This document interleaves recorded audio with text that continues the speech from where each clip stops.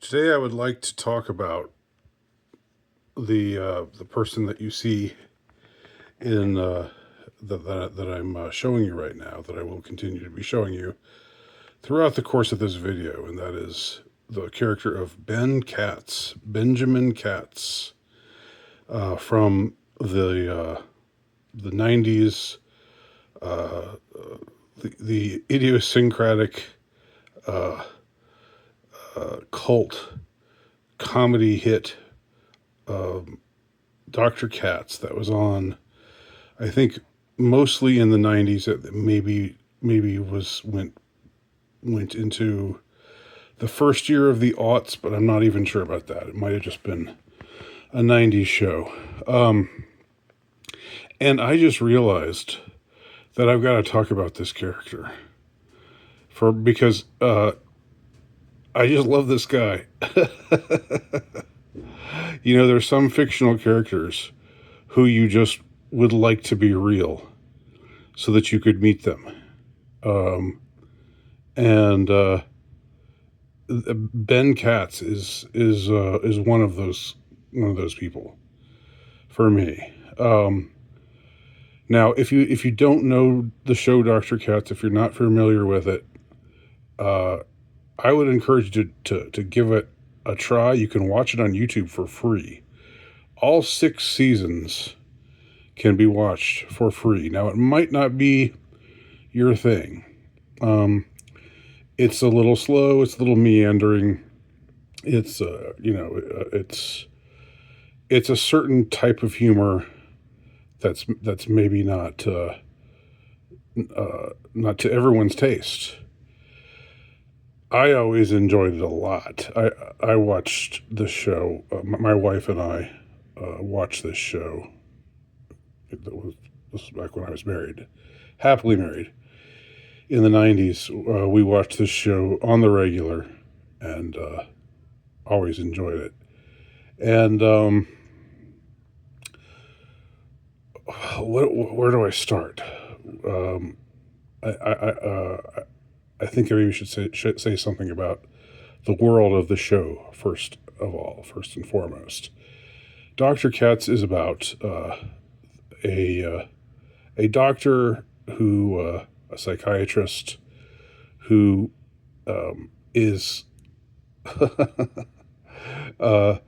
well-meaning, but like maybe a little pompous, and maybe doesn't always know exactly what he's doing, but he definitely has a sense of humor about himself, and also has other hilarious pretensions, like he plays guitar, and kind of still wants to be a folk singer. He's a baby boomer, but this is in the '90s when baby boomers were in their late 40s. So there was a time in the hippie era when he was a folk singer, and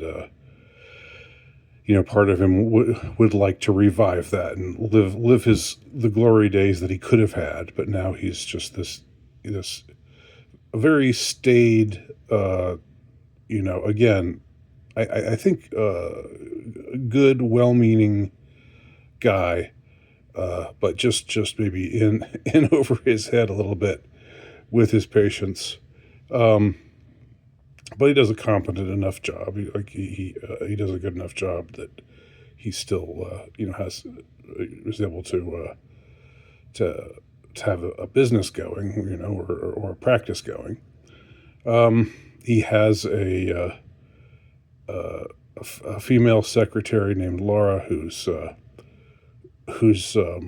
just hilariously grouchy, and she's a young girl, but she's got a very poor attitude. She's young and attractive, but she's got a very sarcastic attitude, and you don't exactly like her, but there are times when she's also pretty hilarious, and he's always trying to sort of cajole her, and get her out of her thorny shell of grouchiness, but she declines to do so. But Ben, Ben, that's this guy. Now let's talk about him. Ben Katz is Dr. Katz's son, and he is in some ways, you could say, the quintessential. Uh, Although I don't want to slag my generation like this, but he's got a lot of traits that are very Gen X, and he is he is a slacker for sure. He is a real a real life slacker. This is not a real life show. Obviously, it's a cartoon. But as cartoons go, this like forget what you think of when you usually think of cartoons. If you've never seen this show, it doesn't have the pace of what a typical cartoon.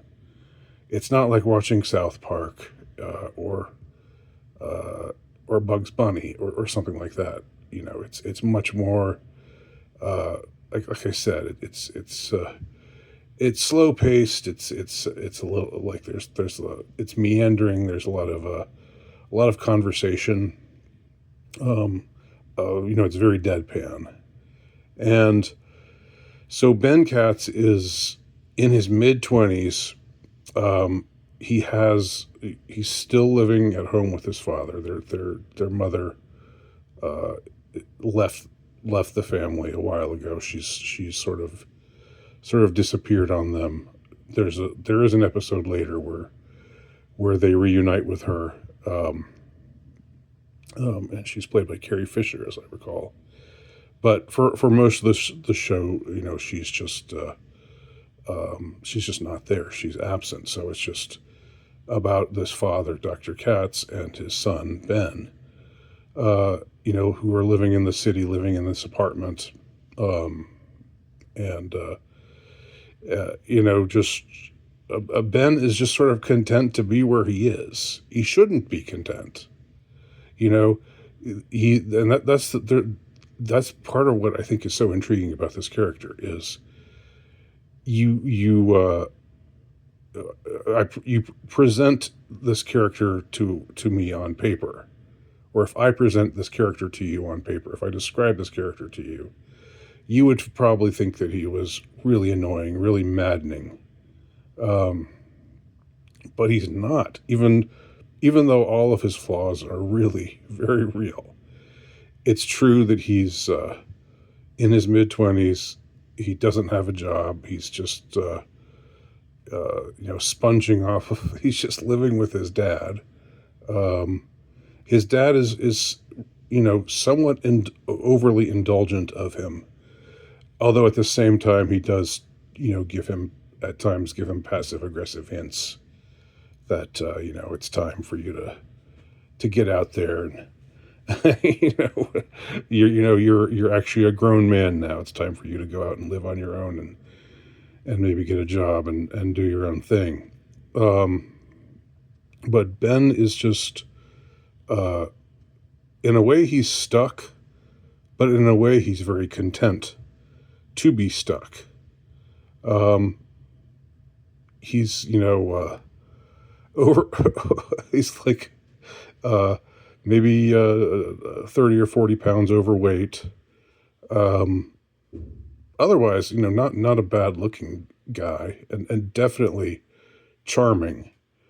And that's what's hard to convey, is that he has this way of this philosophy of life where somehow all of his father's efforts to coax him to start acting his age just sort of wash over him, and he thinks, well, I'll move on eventually, but he's in no hurry, even though he should be. It's because, again, it's past time for him to be out on his own, living his own life. Some of the most hilarious scenes or on the show are when Ben visits the office and uh, ineffectually flirts with Laura or engages her in conversation, and she's always really annoyed to see him, or sometimes he calls. He either calls the office or he shows up.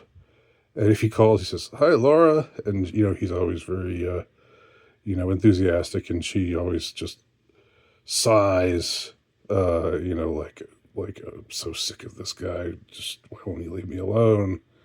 But in her own strange way, she tolerates him.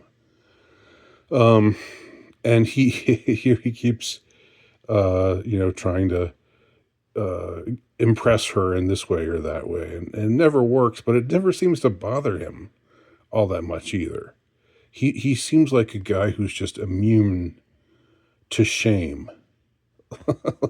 Like he can go anywhere and say anything, uh, and he just admit some of the most what should be the most embarrassing things about himself, and he's unfazed by it. And you grow to like that about him. That's the thing. Um, when I was watching when I watched the episodes of Dr. Katz now, um, in retrospect, it's a very interesting. It's very interesting to watch because you have for one thing, a bulk of the show is Dr. Katz's practice, and his practice involves him seeing various people, and the people are usually comedians, and some of the comedians are people who later became big. Um, and I think Dave Chappelle is maybe the most striking example of this, even though this is mostly a very, very white show, or very Jewish show, really, to, to be completely honest.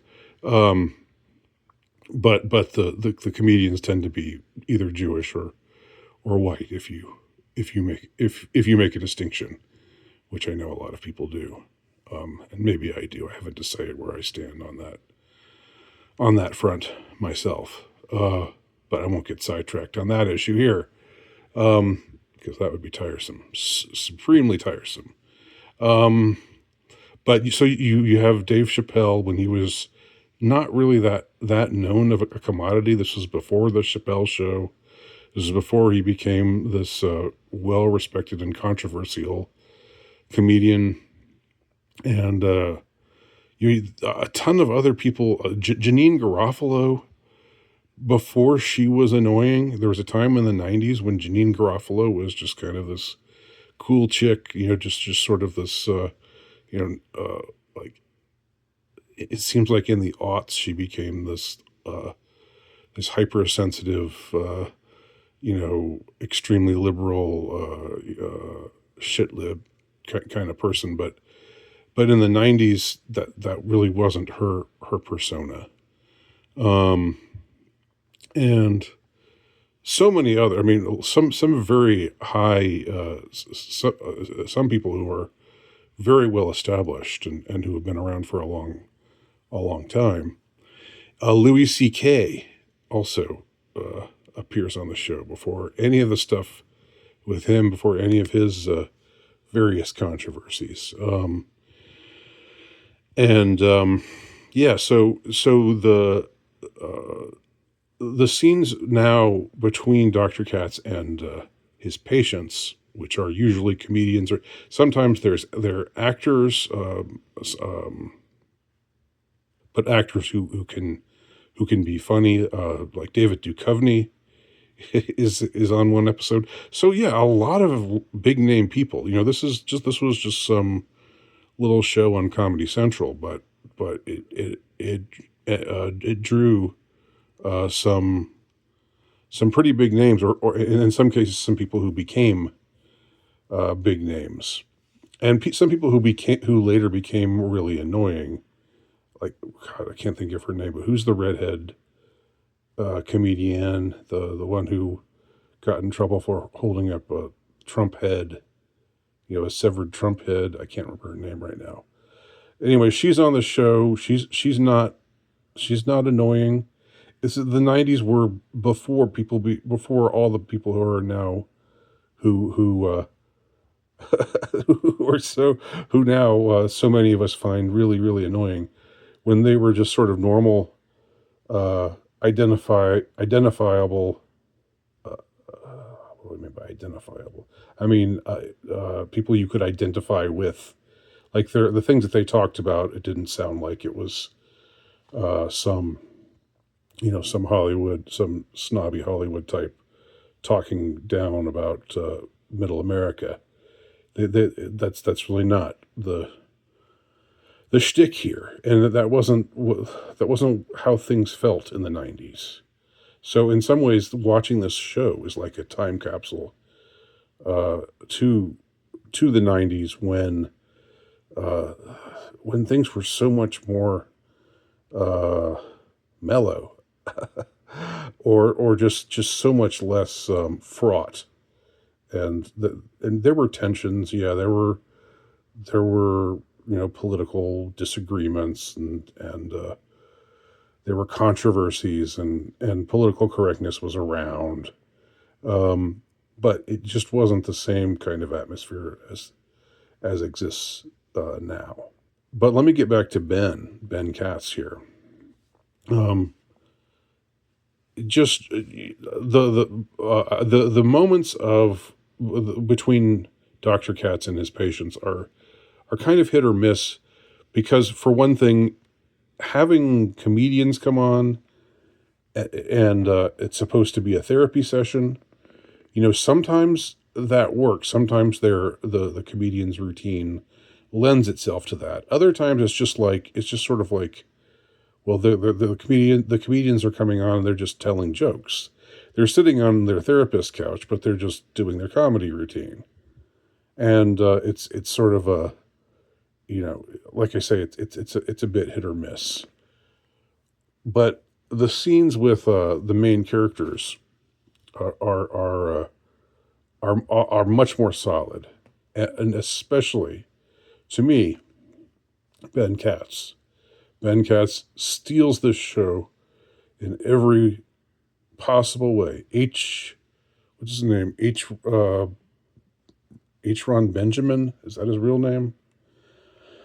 I think. You might know him from Bob's Burgers. I haven't watched that show very much. He's done a lot of voice acting work.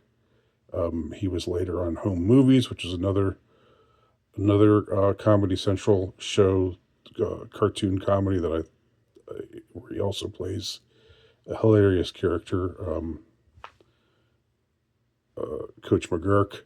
But his portrayal of Ben um, is so compelling, just because uh, Ben, the whole idea of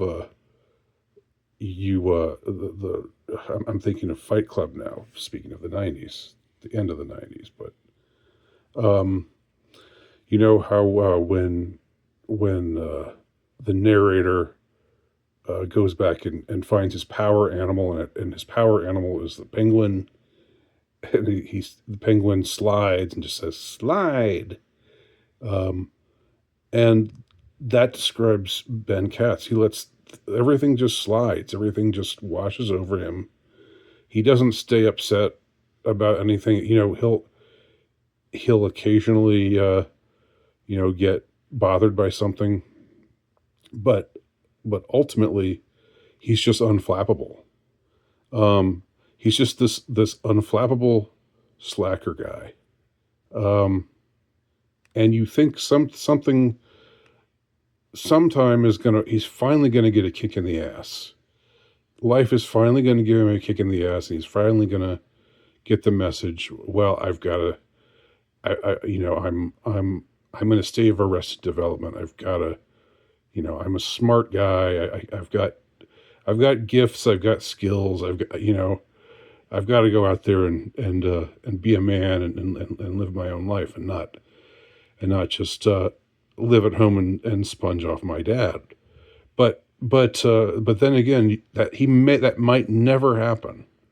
He might never, because he gets kicked in the ass a lot, and it never seems to face him that much.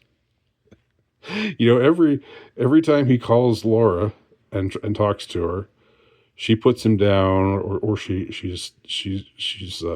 makes fun of him or is dismissive of him, and he just you know he just keeps on going. And he always, I think another really funny thing about Ben is in every episode it seems like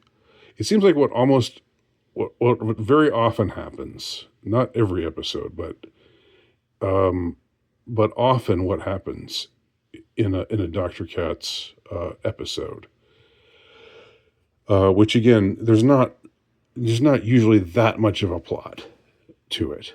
Um, it's usually more just about the banter and about just enjoying the the wry, dry dialogue that the characters have. But it's like he gets things in his head.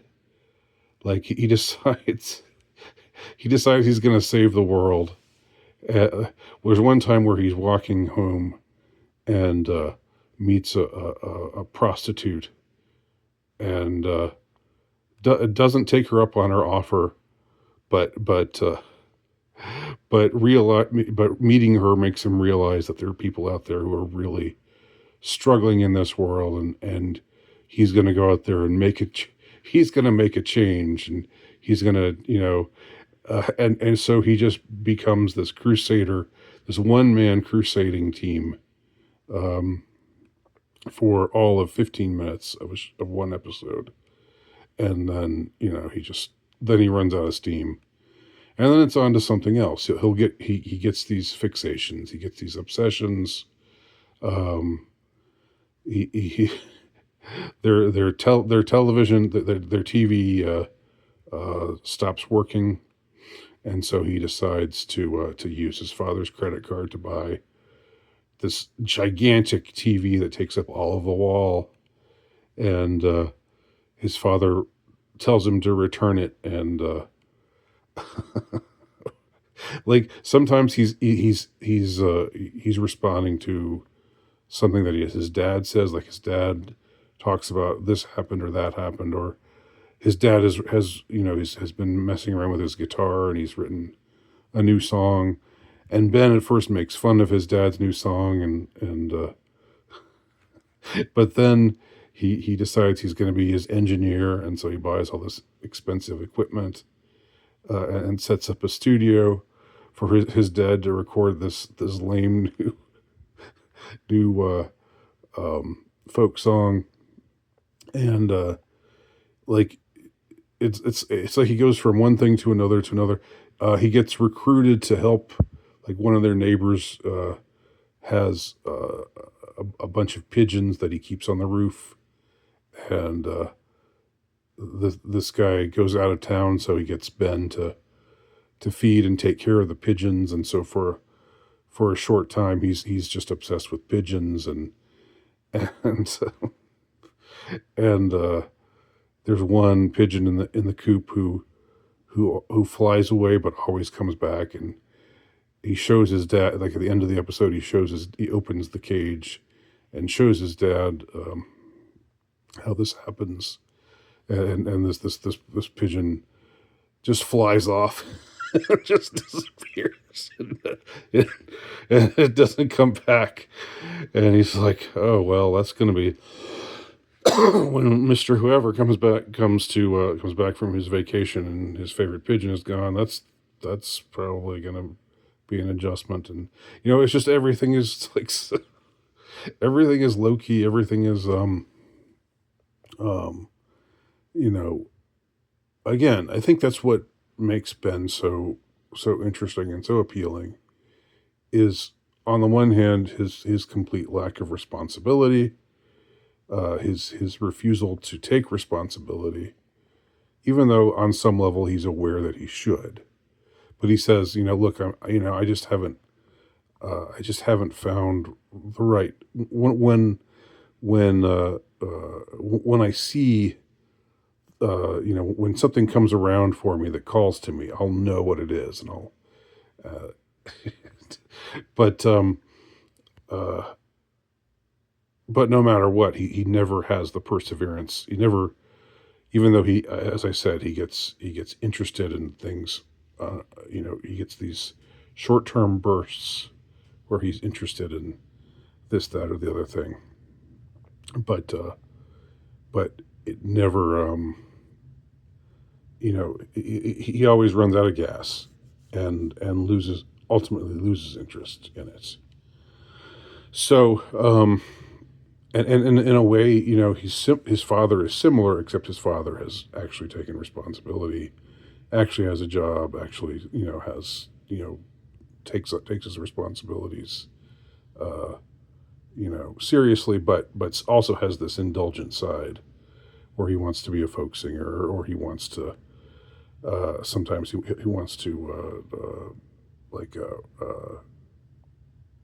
build a bookshelf in their apartment, even though neither one of them has any kind of skill, as far as constructing things goes.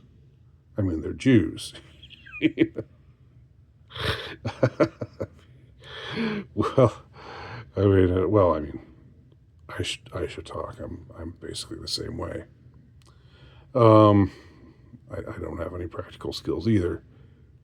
So I think I've never heard Ben Katz spoken of with the kind of adulation that I think he deserves as a character, and what the actor Ron Benjamin brings to this character, the subtleties of the character, and just how he's always funny. Like whenever he's on screen, it's like, oh boy, something.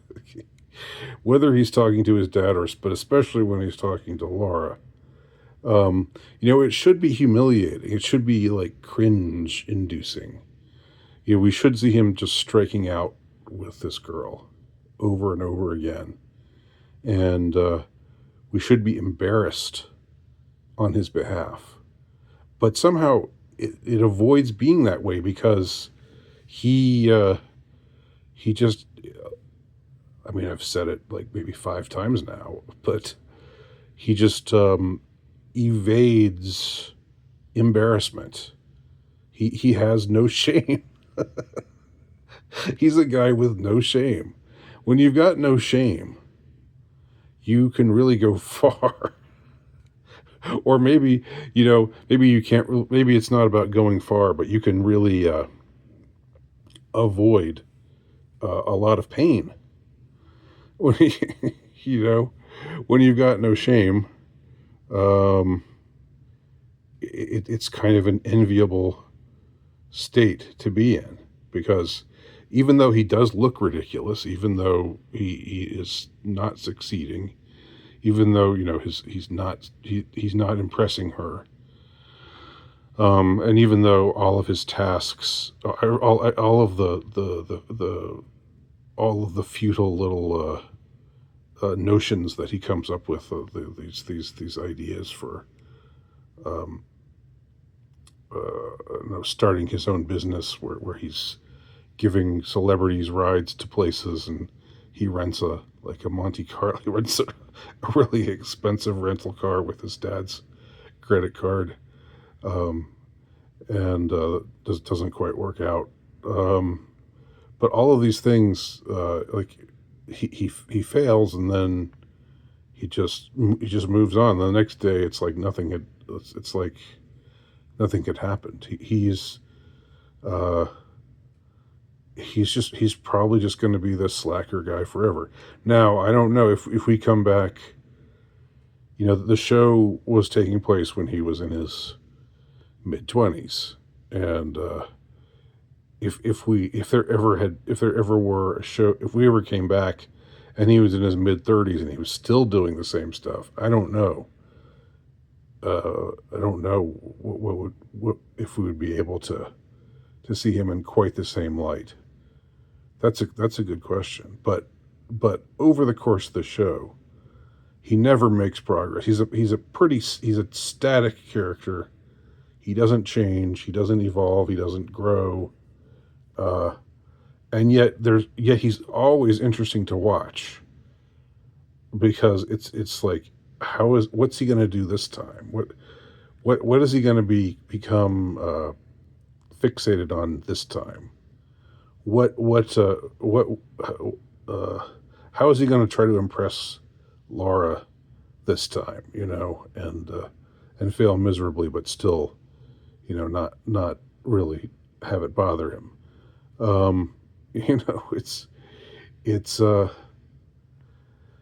So that's Ben Katz, and I hope you watch this on 1.5 speed, because. But if you watched it through to the end, God bless you and keep you. And maybe I'll do more of these videos where I talk about characters that like my favorite characters from either shows or movies or books or something or whatever, but characters that aren't normally recognized. But I just thought I just got this inspiration to give Benjamin Katz his due. So there you go. That's Ben Katz. Love him or love him.